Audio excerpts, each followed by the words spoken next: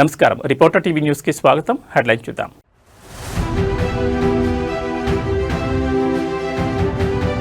లోక్సభలో కేంద్ర budget 2026-27 bio pharma రంగానికి 10,000 కోట్లు.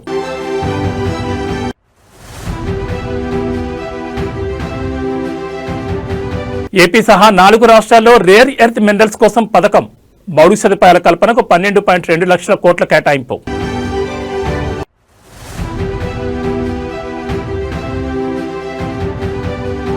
అంబటి అరెస్టును ఖండిస్తున్నాం. నల్లపాడు పిఎస్ కు వైసీపీ లీగల్ సెల్ న్యాయవాదులు.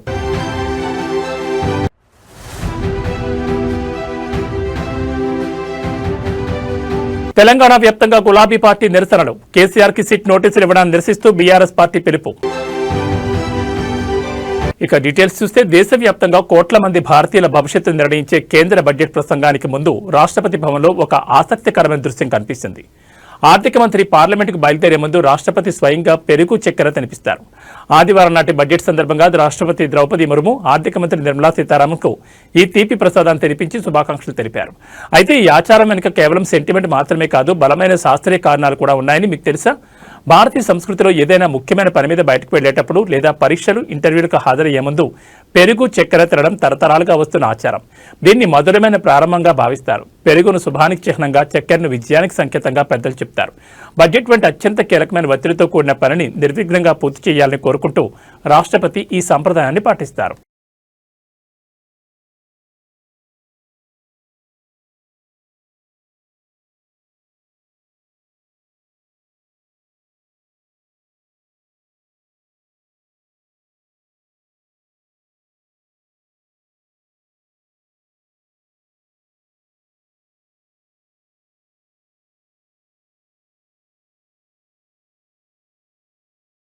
భారత ఆర్థిక వ్యవస్థను ప్రపంచ స్థాయికి తీసుకెళ్లే లక్ష్యంతో కేంద్ర ఆర్థిక మంత్రి నిర్మలా సీతారామన్ నేడు పార్లమెంట్లో కేంద్ర బడ్జెట్ 2026-27 ప్రవేశపెట్టారు.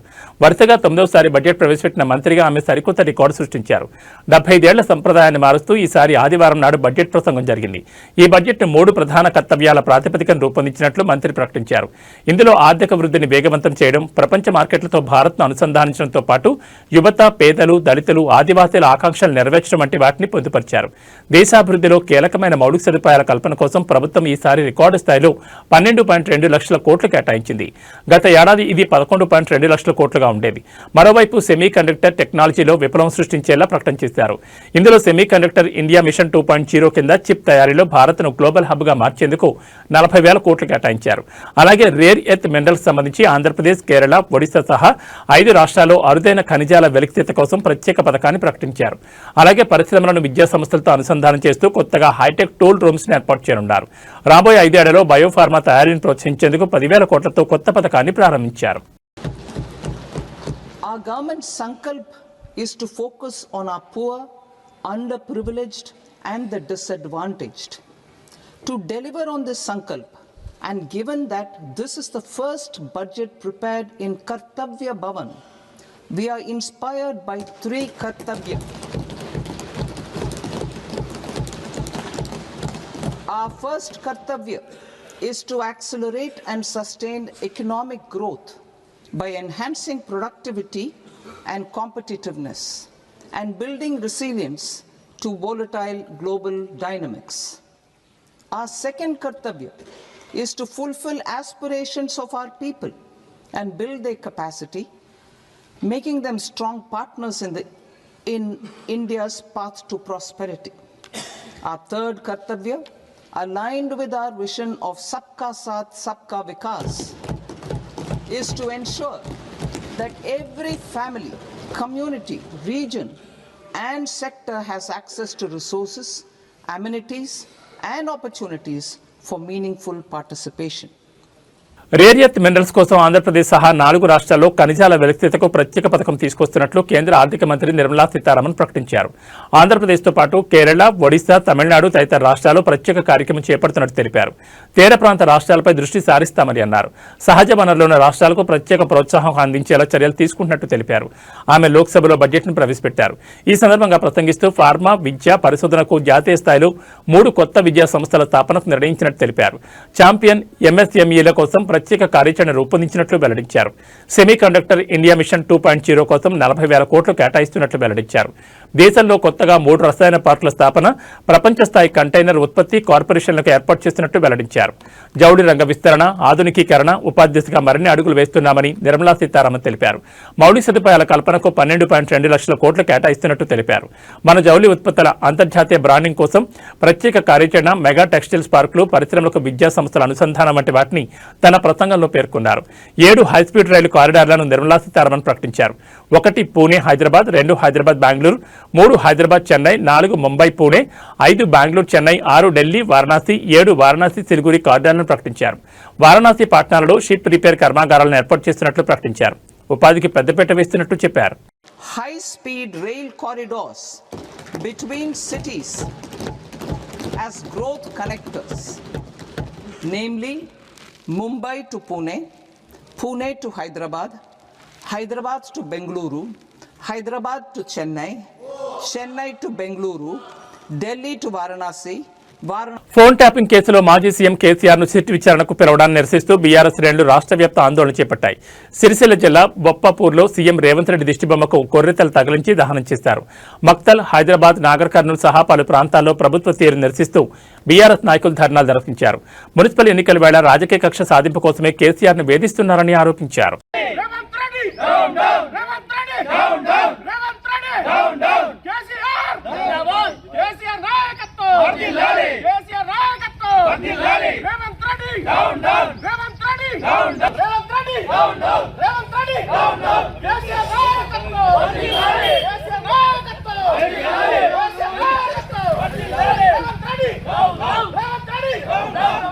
మాజీ ముఖ్యమంత్రి కేసీఆర్ కి సిట్ నోటీసులు ఇవ్వడాన్ని నిరసిస్తూ బీఆర్ఎస్ పార్టీ పిలుపు మేరకు ఆదివారం రాష్ట్ర వ్యాప్తంగా ఆందోళన మిన్నట్టాయి. ముఖ్యమంత్రి రేవంత్ రెడ్డిది రాజకీయ కక్ష సాధింపు చర్యని ఆరోపిస్తూ గ్రామాలు, మండల కేంద్రాల్లో బీఆర్ఎస్ నాయకులు, కార్యకర్తలు పెద్ద ఎత్తున నిరసన చేపట్టారు. మాజీ ఎమ్మెల్యే చిట్టెం రామ్మోహన్ రెడ్డి నేతృత్వంలో నియోజకవర్గ కేంద్రంలో భారీ నిరసన కార్యక్రమం జరిగింది.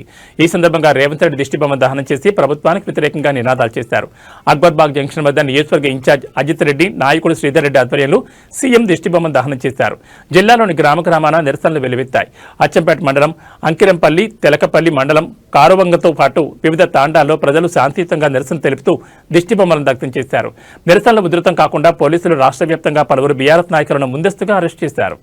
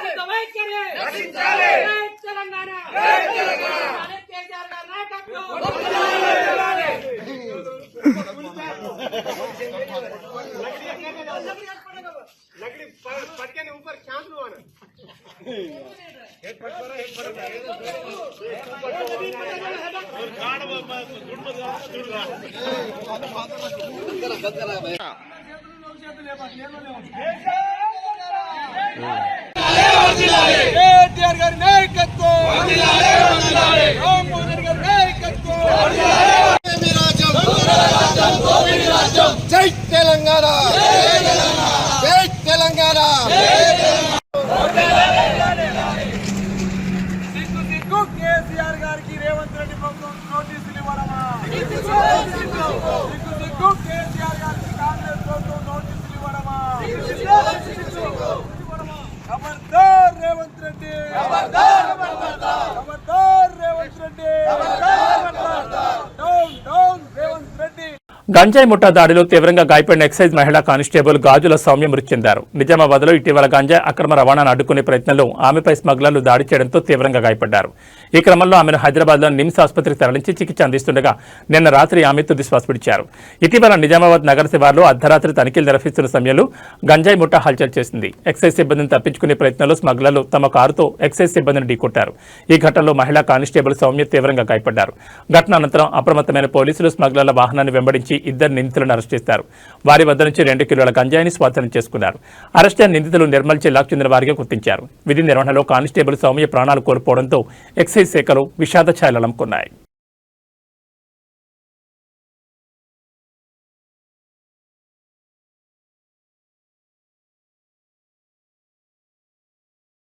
గుంటూరు జిల్లాలోని నల్లపాడు పోలీస్ స్టేషన్ దగ్గరకు వైసీపీ లీగల్ సెల్ న్యాయవాదులు వచ్చారు. లాయర్ పోలూరి వెంకటరెడ్డిని అంబట్ని కలిసేందుకు పోలీసులు అంగీకరించలేదు. ఈ సందర్భంగా వైసీపీ లీగల్ సెల్ వెంకటరెడ్డి మాట్లాడుతూ వైసీపీ నేత అంబటి రాంబాబు ప్రోవోక్ చేశారన్న కారణంతో అరెస్ట్ చేయడానికి ఖండిస్తున్నామన్నారు. నిన్న అరెస్ట్ చేసి తీసుకొచ్చారు. అంబట్ని కలవడానికి వస్తే అనుమతించలేదు. ప్రజాస్వామ్య దేశంలో మనోభావాలను వ్యక్తం చేసే హక్కుంది. నాయకులే కార్యకర్తలను రెచ్చగొట్టి దాడి చేయించారు. అంబటి రాంబాబుని భయపెట్టాలని చూస్తున్నారని పేర్కొన్నారు. అయితే టీడీపీ ప్రభుత్వం రెడ్ బుక్ రాజ్యాంగాన్ని అమలు చేస్తోందని వైసీపీ లీగల్ సెల్ వెంకటరెడ్డి అన్నారు.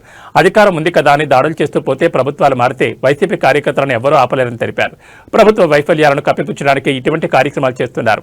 వైసీపీ అధికారంలోకి వచ్చిన చట్టపరమైన చర్యలు తీసుకుంటాం. వయసు దృష్ట్యా న్యాయవాదులను అనుమతించేందుకు పోలీసులు సహకరించాలని డిమాండ్ చేశారు.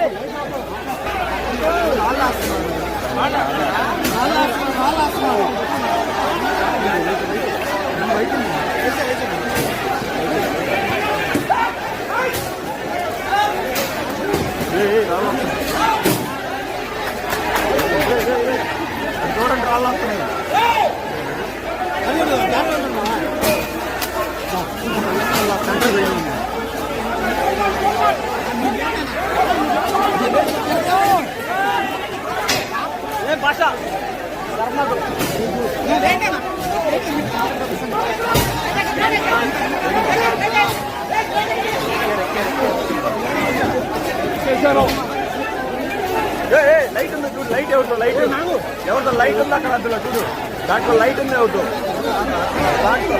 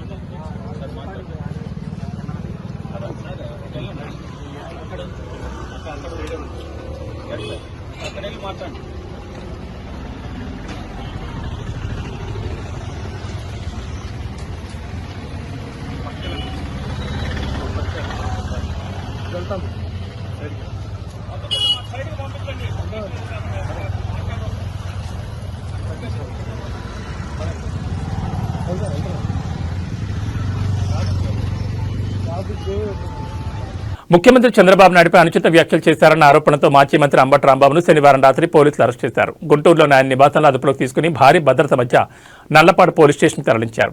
అంతకుముందు అంబటి వ్యాఖ్యలకు నిరసనగా టీడీపీ శ్రేణులు ఆయన ఇంటిని ముట్టడించాయి. ఈ క్రమంలో నిరసనకారులు ఇంటిపై రాళ్లు రువ్వి కారు మరియు అద్దాలు ధ్వంసం చేయడం కాకుండా ఇంటికి నిప్పు పెట్టారు. వెంటనే రంగంలో దిగిన పోలీసులు మంటలు ఆర్పేసి పరిస్థితిని అదుపులోకి తెచ్చారు.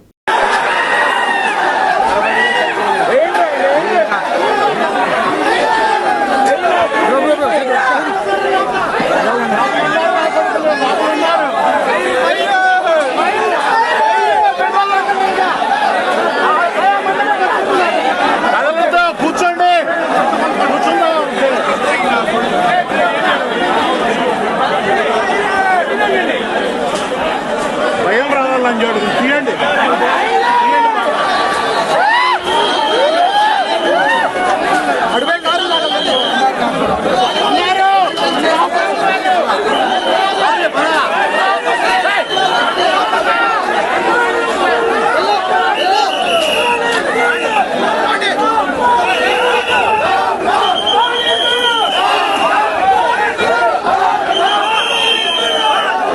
వైసీపీ నాయకుడు అంబటి రాంబాబుపై జరిగిన దాడిని ఖండిస్తూ తిరుపతిలో భారీ ఆందోళన చేపట్టారు. పద్మావతిపురం ప్రాంతంలో రోడ్డుపై బైఠాయించి నిరసన వ్యక్తం చేసిన భూమన కరుణాకర్ రెడ్డి ఈ ఘటనపై తీవ్రంగా స్పందించారు. ఈ నిరసన కార్యక్రమానికి పెద్ద సంఖ్యలో వైసీపీ శ్రేణులు తరలివచ్చి ప్రభుత్వానికి వ్యతిరేకంగా నినాదాలు చేశారు.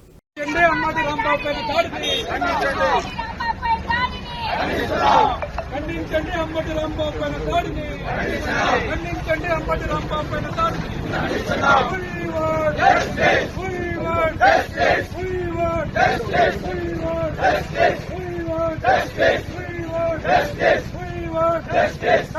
అంబటి రాంబాబు పైన దాడిని, ఖండించండి అంబటి రాంబాబు పైన దాడిని. జై జగన్, జై జగన్, జై జగన్, జై Jagan.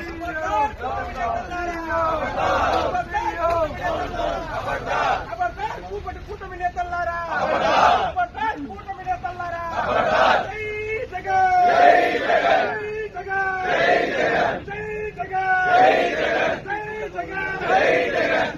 We want justice. We want justice. We want justice. We want justice. వర్ధిల్లాలి జగన్మోహన్ రెడ్డి గారి నాయకత్వం. వర్ధిల్లాలి జగన్మోహన్ రెడ్డి గారి నాయకత్వం. వర్ధిల్లాలి జగన్మోహన్ రెడ్డి గారి నాయకత్వం. టీడీపీ ఎమ్మెల్యే బండారు శ్రావణికి సింగనమల మండలం నాగులగొడ్డం గ్రామంలో చేదు అనుభవం ఎదురైంది. పింఛన్ల పంపిణీ కోసం గ్రామానికి వెళ్లే సమయంలో స్థానికులు ఎమ్మెల్యేను చుట్టుముట్టి తమ సమస్యలపై నిలదీశారు. ఎన్నో ఏళ్లుగా పెండింగ్లో ఉన్న రోడ్లు, డ్రైనేజ్ కాలువల నిర్మాణం ఎప్పుడు పూర్తవుతుందో చెప్పాలని ప్రజలు ప్రశ్నించారు. గ్రామంలో మౌలిక సదుపాయాల కొరతతో ఇబ్బందులు పడుతున్నామని, వర్షం పడితే రోడ్లు పూర్తిగా దుర్గమయంగా మారుతున్నాయని స్థానికులు ఆవేదన వ్యక్తం చేశారు. డ్రైనేజ్ వ్యవస్థ సరిగా లేక మురుగునీరు ఇళ్ల ముందే నిలుస్తోందని, ఈ సమస్యలపై పాలకులు పట్టించుకోవడం లేదని మండిపడ్డారు. ఎమ్మెల్యే హామీలు ఇచ్చినా ఇప్పటి వరకు అమలు కాలేదని ప్రజలు అసంతృప్తి వ్యక్తం చేశారు. ఈ సందర్భంగా పరిస్థితి ఉద్రిక్తంగా మారింది. అధికారులను గ్రామంలోకి రానివ్వడం లేదని ఓ యువకుడిపై ఎమ్మెల్యే బండారు శ్రావణి ఆగ్రహం వ్యక్తం చేస్తూ, అరే స్వామి, అధికారులను లోపలికి రానివ్వడం లేదురా అంటూ వ్యాఖ్యానించినట్లు స్థానికులు చెబుతున్నారు. ఈ మాటలతో ప్రజల్లో మరింత ఆగ్రహం పెరిగింది. ప్రజాప్రతినిధులు సమస్యలు పరిష్కరించాల్సింది పోయి ప్రజలపై ఆగ్రహం వ్యక్తం చేయడం తగదని గ్రామస్తులు విమర్శించారు. ఈ ఘటన స్థానికంగా చర్చనీయాంశంగా మారింది.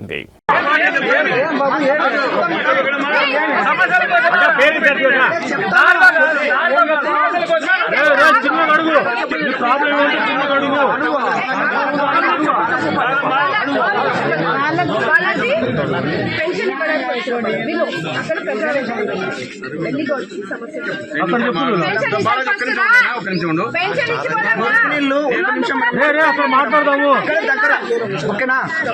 ఒక 50-60 ఇండ్ల నుంచి మా ఇంటి దగ్గర అంటే పొలంలోకి మురికి నీళ్ళు వెళ్తున్నాయి. ఆ సమస్య ఎవ్వరు పట్టించుకోవట్లేదు. ఒకసారి మీరు వచ్చి చూడండి. ఫార్మసిస్ట్ కదా, నీ ఊర్లో అన్ని జరిగినాయి. నీకున్న లోకల్ సమస్య వల్ల పని చేయట్లేదు. నేను అధికారుల్ని ఇప్పుడు అందుకే పిలిచినాను. మీరు అక్కడ రండి. మీ ఊరు సమస్య మీకు తెలియదు కాదు. చేయడానికి లోపల రానిట్లేదు. ఈ గ్రామానికి రావడానికి కారణం ముఖ్యంగా ఈ ఊర్లో సమస్య ఉందని తెలిసినా కూడా సమస్య ఉన్న గ్రామానికి వెళ్ళి సమస్య తీర్చాలని ఆలోచన బాగుంది.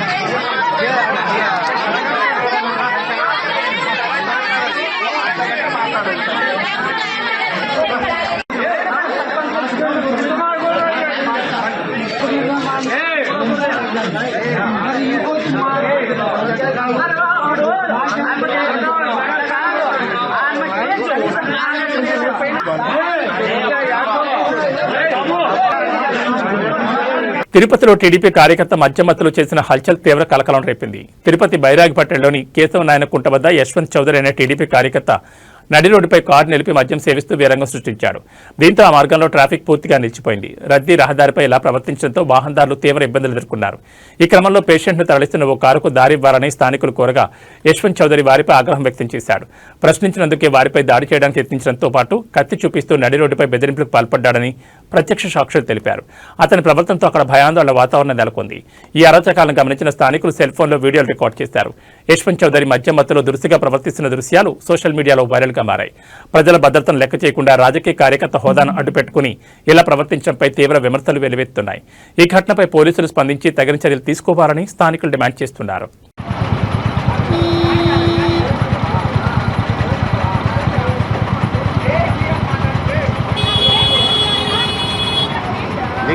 छोटे थे उतर उसका कहानी ఏదో మాట్లాడుతున్నాడు వాడు లంజాకొడు కూడా.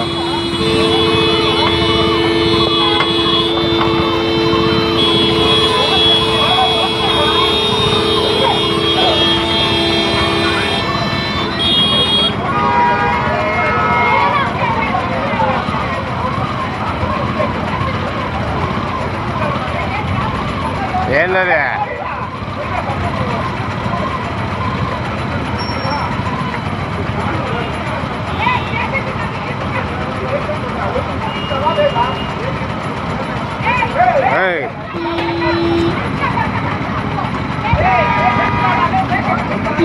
ఆడ హాస్పిటల్కి పోతా ఉన్నారు వాళ్ళు.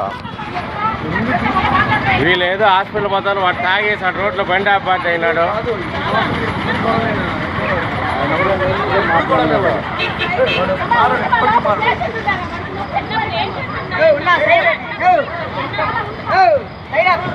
పేషెంట్ ఉన్నాడన్న వదలండి అన్న.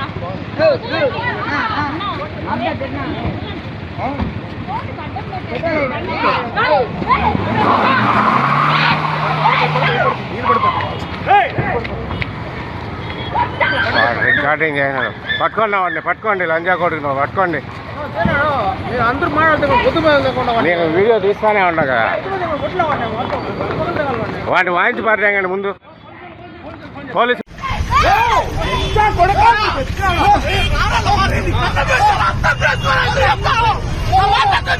కోనసీమ జిల్లాలో తరచూ గ్యాస్ పైప్ లైన్ లీకులు జరుగుతున్నాయి. దీంతో జిల్లాలోని పైప్ లైన్ వ్యవస్థ ఉన్న గ్రామాల ప్రజలు బిక్కుబిక్కుమంటూ జీవిస్తున్నారు. ఇటీవలే మలికిపురం మండలం ఇరుసుమండలో గ్యాస్ బ్లోఅవుట్ జరిగింది. దాన్ని ఆర్పేందుకు రోజుల పాటు ఓఎన్జీసీ అధికారులు, విపత్తు నివారణ సిబ్బంది, జాతీయ స్థాయి నిపుణులు ఇబ్బంది పడ్డారు.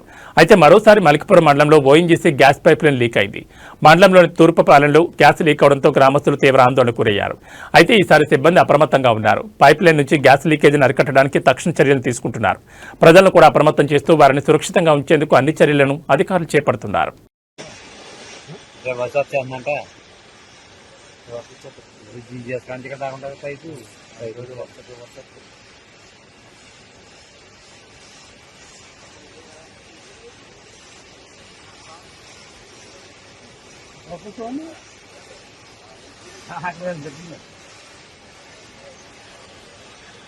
ఏబీ బులెటిన్ విశేషాలు.